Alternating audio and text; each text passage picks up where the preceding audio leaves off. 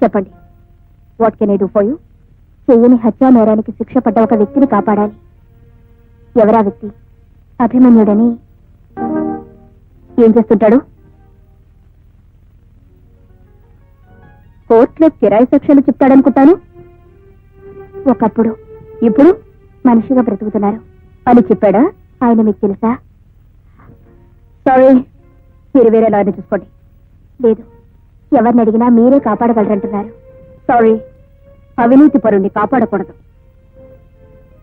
మీరు పొరపాటు పడుతున్నారు. అతను అవినీతి పరుడు కాదు, మనసున్న మనిషి. మనసున్న మనిషి. ఆడది ఓ గొర్రె లాంటిది, అందుకే కసాయివాణ్ణి నమ్ముతుంది. నీలాగే నమ్మించి ప్రేమ ప్రేమ అని ఓ పిల్ల గొంతు కోశాడు. ఆ పిల్ల ఎవరో తెలుసా? నేనే.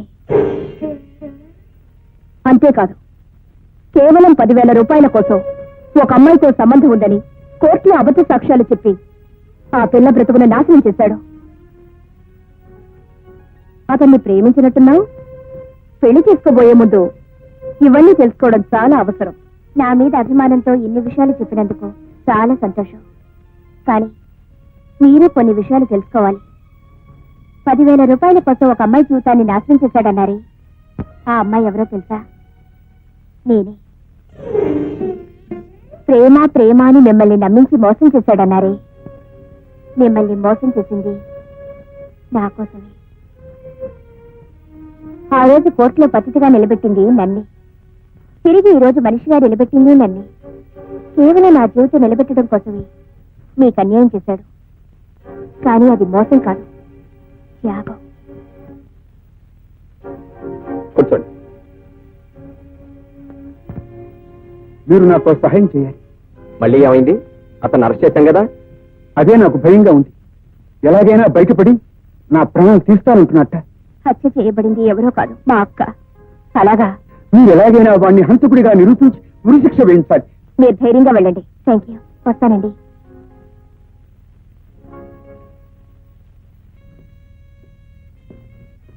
లాయర్ గారు ఏదో కొత్తగా కేసు ఒప్పుకున్నట్టున్నారే? అవును, ఏదో హత్య కేసు. హత్య కేసా? అభిమన్యుడని. అతన్ని నేనే అరెస్ట్ చేశాను. అయితే మీరు తప్పని రుజువు చేసి విడుదల చేయించబోతున్నాను. ఇంపాసిబుల్. నేను రుజువు చేయడమా, మీరు విడుదల చేయడమా? అతని మీద నీకు అంత నమ్మకమా? ఒకనాడు నేను నమ్మినవాడు, ఆ తర్వాత నాకు దక్కనివాడు. ఓహో, అలాగా. అయితే లాకి ఆర్డర్కి మధ్య యుద్ధం అన్నమాట. Best of luck. Thank you. ఒక రిటైర్డ్ పోలీస్ ఆఫీసర్ అయ్యింది మీరు ఇలా మాట్లాడడం నాకు చాలా ఆశ్చర్యంగా ఉంది. కేవలం తలుపులు మూసినంత మాత్రాన అతని మీద హత్యానేరం ఎలా మోపగలం? అతను హత్య చేస్తుండగా కళ్ళారా చూసినట్టు అబద్ధపు సాక్ష్యం చెప్పగల వ్యక్తి ఇప్పుడు మనకు కావాలి. అలాంటి వ్యక్తి ఎవరైనా ఉన్నారా? అయితే ఆ హత్య మీరు చేశారా? Good good good good good. చాలా మంచి పని చేశారు. అయితే ఈ సందర్భంలో మిమ్మల్ని రక్షించగలిగిన వాడు మా గురువు ఒక్కడే. గురుగారు, పాపైన హత్య చేసి చాలా ఇబ్బందులు ఎదుర్కొన్నారు. మీరు సాయం చేస్తారని మాట ఇచ్చేశాను. గురుగారి దగ్గర దాచకం నిజం చెప్పేయండి. మీరు నాకు సహాయం చేయాలి. ఎలాంటి సహాయం? ఆ విషయంలో నేను ఒక హత్య చేశాను. మీరు నన్ను కాపాడాలి.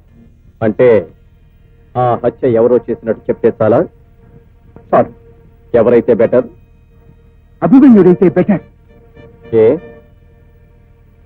ఒక్క దెబ్బకు 2 పిట్టలు అవుట్. ఎందుకని? వాడు బయట ఉంటే కేసు బయటకు లాగుతాడు. వాడు నా భార్యకు చాలా కావలసిన వాడు. అయితే మీరు చంపింది మీ భార్యనేనన్నమాట. అవును. మిస్టర్, నీకు రక్షణ కావాలని అక్కడికి వచ్చావు. ఇప్పుడు నువ్వు చేసిన నేరాన్ని మరొకరి నెత్తిన రుద్దడం కోసం అబద్ధం సాక్ష్యం చెప్పమని ఇక్కడికి వచ్చావు. మిస్టర్, నువ్వు చెప్పినంత ఇందులో రికార్డ్ అయ్యింది. పద. You rascal. చెప్పు. ఇందాక నాతో చెప్పిన వివరాలన్నీ ఇప్పుడు డిపార్ట్మెంట్ ముందు చెప్పు. నోట్ చేసుకుంటారు. చెప్పు. చెప్తావా లేదా? నీ భార్యను చంపింది ఎవరో చెప్పు. చెప్పు లేదా? తెలీదు. తెలీదు? ఏ వస్తాడేనా? ఇలాంటి వాళ్ళంతా తేలిగ్గా చావరు. 10 మందిని చంపి కానీ చావరు. ఇలాంటి వాళ్ళు చచ్చినా దేశానికి నష్టమేమీ లేదు. చెప్పు. చెప్పు. చెప్పు. చెప్పు. బయట నోట్ చేసుకో.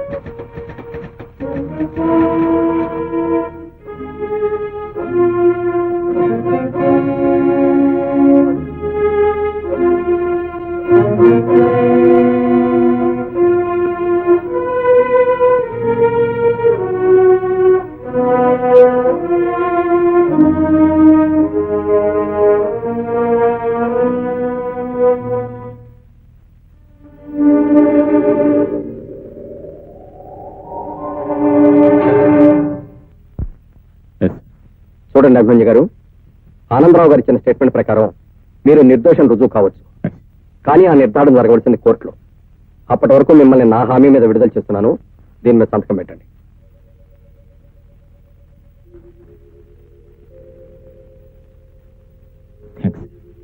మీరు థ్యాంక్స్ చెప్పవలసింది నాకు కాదు, లాయర్ స్వప్నకి చెప్పండి. She my wife. మీ కేసు ఆవిడే టేకప్ చేసింది. ఆవిడ టేకప్ చేసిన కేసే కరెక్ట్ అయింది. She correct.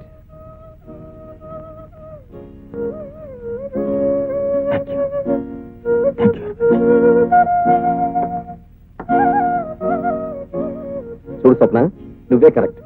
ఏమిటి? అభిమన్యు కేసులో కోర్టుకు వెళ్లకుండా నువ్వే గెలిచావు. Is it?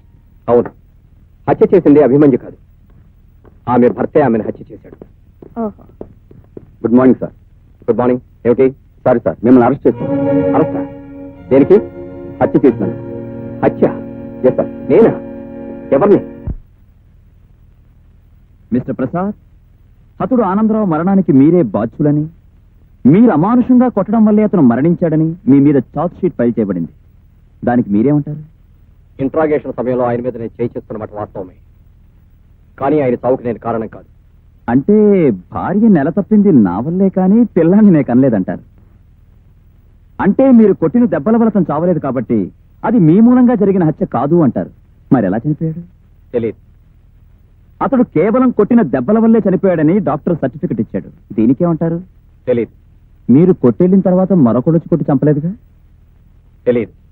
యువర్ ఆనర్, అడిగిన ప్రతిదానికి తెలియదు తెలియదు అని ముద్దాయి తెలివిగా సమాధానం చెప్పడం కేవలం చేసిన హత్య నుండి తప్పించుకోవడానికి సులువైన మార్గంగా భావిస్తున్నాడని కోర్టు వారు నమ్మాలి. Objection your honour. తెలియని విషయాన్ని తెలియదు తెలియదు అని చెప్పకపోతే తెలుసని చెప్తారా? తెలివైన లాయర్ గారిని ఇప్పుడు మీ ఇంట్లో మీ ఆవిడ ఏం చేస్తుంది అని అడిగితే తెలియదని చెప్తారా, తెలుసని చెప్తారా? Objection overruled. Thank you your honour.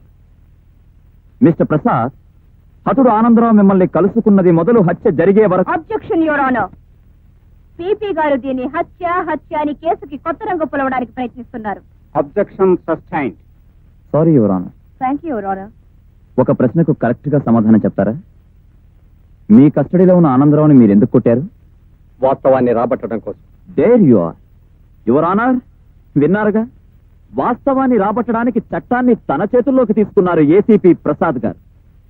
వాస్తవాన్ని రాబట్టడానికి కోర్టులుండగా చట్టాలుండగా ఒక పోలీస్ ఆఫీసర్ అలాంటి ప్రయత్నం చేయడం అన్నది కావాలని చేయడమేనని కోర్టు వారు నమ్మి సాక్షుల్ని ప్రశ్నించడానికి అనుమతించవలసిందిగా కోరుతున్నాను. ఆ రోజు మీరు ఏసీపీ ప్రసాద్ గారితో స్టేషన్ లో ఉన్నారు. అవును సార్. అంటే ఆనందరావును కొట్టిన సమయంలో. అవును సార్. మరి మీరెందుకు ఆపలేదు? చచ్చిపోతాడు సార్ అంటే ఇలాంటి వాడు చచ్చిపోయినా దేశానికి వచ్చి నష్టమేమీ లేదన్నారు సార్. ఏసీపీ ప్రసాద్ గారు ఆనందరావును చావబాతుంటే మీరు ఆపే ప్రయత్నం చేయలేదా? చేశాను సార్. సర్కిల్ ఇన్స్పెక్టర్ గారితో పాటు నేను ఆపే ప్రయత్నం చేశాను. అతడు ఆనందరావును ఏసీపీ ప్రసాద్ గారు కొడుతూ ఉంటే నువ్వేం చేస్తున్నావు? నేనేం చేస్తానండి, పెద్ద పెద్ద ఆఫీసులో చూస్తానున్నారండి, ఆడితో పాటు నేను చూస్తానున్నాను. మరి నువ్వు వద్దని చెప్పలేదా? మనం చెప్తే ఏంటండి? అంటే ఆయన కొట్టిన దెబ్బలకి అతను చచ్చిపోయాడంట. హోమ్ మీద నౌకలు చెల్లిపోయండి, చచ్చిపోయాడు. ఆయన కొట్టి వెళ్ళిపోయిన తర్వాత అతను మీరు చూశారా? అయ్యగారు వెళ్ళిపోయాక చెలుకు లాగేసామండి. పొద్దుటేళ్ళు చూస్తే ముక్కమ్మటే మూతమ్మటే నెత్తురు గారి చచ్చి పడిపోయానండి. అంటే ఏసీపీ గారు కొట్టిన దెబ్బలకు తెల్లవారేసరికి ఆనందరావు సెల్లో చచ్చిపడున్నాడు కదూ. Please note this point your honour. Objection your honour. కావాలని ఒక పోలీస్ ఆఫీసర్ ని నేరంలో ఇరికించాలని పీపీ గారు దృఢ సంకల్పంతో ఉన్నట్టున్నారు. ఆనందరావు చనిపోయిన మాట వాస్తవమే, but it's purely an accident.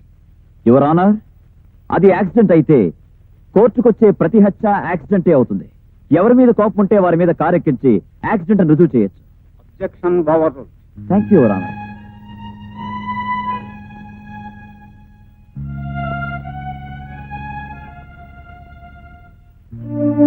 ఈ కేసు రేపటికి వాయిదా వేయబడింది. నాకు సహాయం చేయబోయి మీరు ఇబ్బందిలో పడ్డారు. ఇక న్యాయానికి సావే లేదంటారా? న్యాయానికి సాక్ష్యాలు కావాలి. అవి నా దగ్గర లేవు. నిజాలున్నాయి కదా, ఇవి నిజాలను చెప్పడానికి కూడా సాక్ష్యాలు కావాలి. నిజం తెలిసినా కూడా కోర్టులో న్యాయం జరగదంటారా? నిజంతో న్యాయాన్ని జయించలేవని ఇప్పుడే నాకు అర్థమైంది.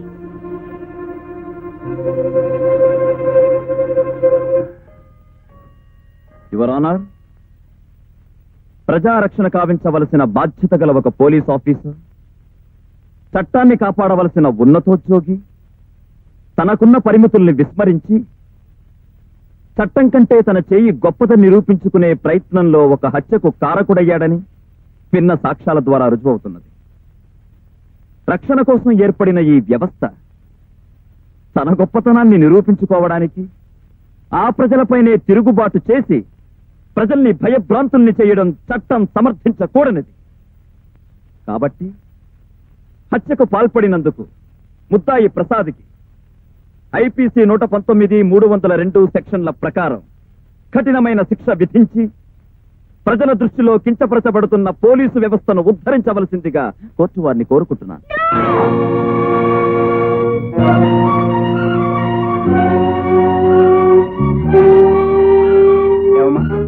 నువ్వు చెప్పదలుచుకుంది ఏమైనా ఉందా? No your honour. Sorry. Your honour, నేను చెప్పవలసింది చెప్పుకోవాల్సింది చాలా ఉంది. ఎవరు నువ్వు? ఈ కేసుతో సంబంధం ఉన్నవాడిని. దేవుడి మీద ప్రమాణం చేసి దేవుడి మీద ప్రమాణం చేసి అంతా నిజమే చెప్తాను. అంత నిజమే చెప్తాను. అబద్ధం చెప్పను. అబద్ధం చెప్పను, అబద్ధం చెప్పను, అబద్ధం చెప్పను. ఏమిటి 3 సార్లు చెప్తున్నా? నిజాన్ని అంత ఖచ్చితంగా చెబుదామని. ఒక్క దేవుడి మీద కాదు, సూర్యుడి మీద ప్రమాణం చేసి చెప్తున్నాను, చంద్రుడి మీద ప్రమాణం చేసి చెప్తున్నాను, చూస్తున్న వింటున్న వారందరి మీద ప్రమాణం చేస్తున్నాను. నీ పేరు? అభిమన్యుడు. ఏం చేస్తూ ఉంటావు? గతంలో కోర్టుల్లో అబద్ధపు సాక్ష్యాలు చెప్పేవాడిని. ఇప్పుడు కూడా అదే చెప్పడానికి వచ్చావా? ఇప్పుడు కూడా అదే చెప్పడానికి వచ్చిన వాడిని అయితే గతంలో కోర్టుల్లో అబద్ధపు సాక్ష్యాలు చెప్పేవాడిని నేను చెప్తాను. నీకు హతుడికి ఉన్న సంబంధం? దోషికి నిర్దోషికి మధ్య ఉన్న సంబంధం. నీకు ముద్దాయికి ఉన్న సంబంధం? నీకు నాకు మధ్య ఉన్న సంబంధం. అంటే మీకు నాకు మధ్య ఉన్న సంబంధం ఉందా? లేదు. ఇది అంతే. అదెలా? వారి భార్య నీకు స్నేహితురాలు అంటే వారు నీకు స్నేహితులు. ఆ స్నేహబంధంతోనే నిన్ను కాపాడాలని ఆనందరావుని కొట్టారు. ఏ ఆనందరావు మీకు బంధువా? ఏ మరి ఏ బంధంతో ఈయనే చంపారనంత గట్టిగా చెప్తున్నారు? ఆయన చంపలేదా? లేదు. మరెవరు? నేను. నువ్వు? Yes, నేనే చంపాను. I kill that బ్యాస్టర్డ్.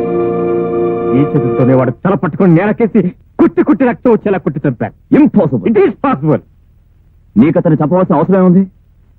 నేను చెయ్యని నేరం నా నెత్తి మీద వేసినందుకు, మనిషిగా మారి నన్ను తిరిగి రాక్షసుని చేసినందుకు. అవును, ఇన్ని ప్రశ్నలు నన్ను వేస్తున్నారే, నేను ప్రశ్న వేయచ్చా? ఏ ఏసీపీ ప్రసాద్ గారి దగ్గరికి చనిపోయిన ఆనందరావు వెళ్ళాడు కదా? అవును. ఎందుకు వెళ్ళాడు? పోలీసు రక్షణ కోసం. రక్షణ ఎందుకు? నువ్వు అతన్ని చంపుతానని బెదిరించావు కనుక. That's the point. That's the point your honour. అతన్ని చంపుతానని ఎందుకు బెదిరించాను? నేను చేయని నేరాన్ని నా నెత్తి మీద వేశాడు కాబట్టి. ఆ తర్వాత ఆనందరావును పోలీసులు అరెస్ట్ చేశారు. అతనిచ్చే స్టేట్మెంట్ ప్రకారం అతని భార్యను అతనే హత్య చేశాడని నేను నిర్దోషినని రుజువైంది. నేను నిర్దోషిని రుజువైన తర్వాత కూడా అతను తప్పకుండా ఎందుకు ఊరుకుంటాను? ఎందుకు ఊరుకుంటాను? నేనే చెప్పాను. అదెలా సాధ్యం? అతనున్న కటకటాల గదిలోకి నువ్వెలా వెళ్ళావు? గోదావరి ఎదగలిగిన వాడిని పిల్లకాలం ఎలా ఇదేమని అడుగుతుంది మీ ప్రశ్న. ఎక్కడో సెంట్రల్ జైలు నుంచి నేరస్తులు తప్పించుకొచ్చి హత్యలు జరుపుతూ ఉంటే ఆఫ్టర్ ఆల్ పక్క సెల్లో ఉన్న వాడిని చంపలేను. అతనున్న సెల్కి నేనున్న సెల్కి మధ్యలో కటకటాలు మాత్రమే ఉన్నాయి. ఆ కటకటాల పక్కన అతను కూర్చున్నాడు. కటకటాల్లోంచి నా చేతులు వెనక్గా పోనీ చేతులు మెడ పట్టుకున్నాను. అతను ముక్కుల్లోంచి నోట్లోంచి రక్తం కక్కి తెచ్చేలా అతని గొంతు నొక్కి నొక్కి నొక్కి చెప్పాను. అతను నేనే చెప్పాను. చిట్ట చివరి సమయంలో వచ్చి తీరుపడిగా నిజాన్ని ఎందుకు అంగీకరిస్తున్నారు? నా మూలంగా నిజాయితీ గల ఒక పోలీస్ ఆఫీసర్ బలి కావటం ఇష్టం లేక. నా కారణంగా ఒక ఇల్లాలి కాపురం కూలిపోవటం ఇష్టం లేదు.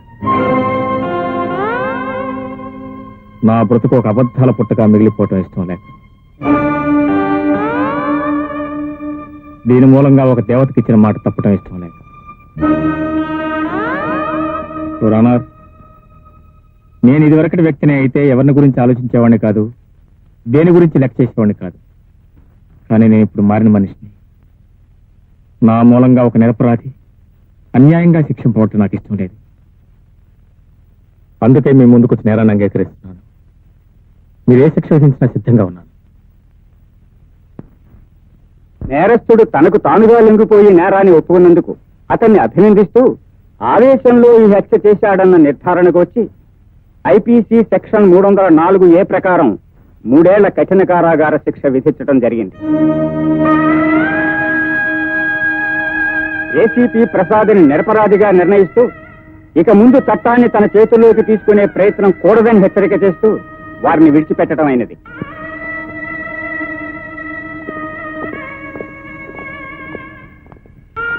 అభి, ఎందుకు ఇలా చేశావు?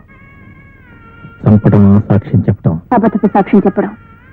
లేదు, నిజం చెప్పాను. దేవుని మీద ప్రమాణం చేసి నిజం చెప్పాను.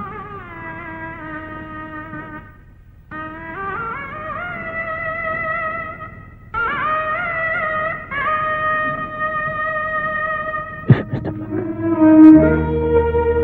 Best of luck. మీరు నేరం చేయకుండానే శిక్ష వేయించుకున్నారు కదా. చూడు కల్పన,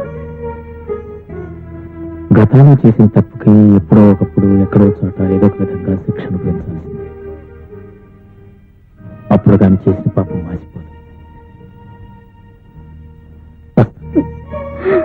బాబు, అమ్మా, ఊరేలేగా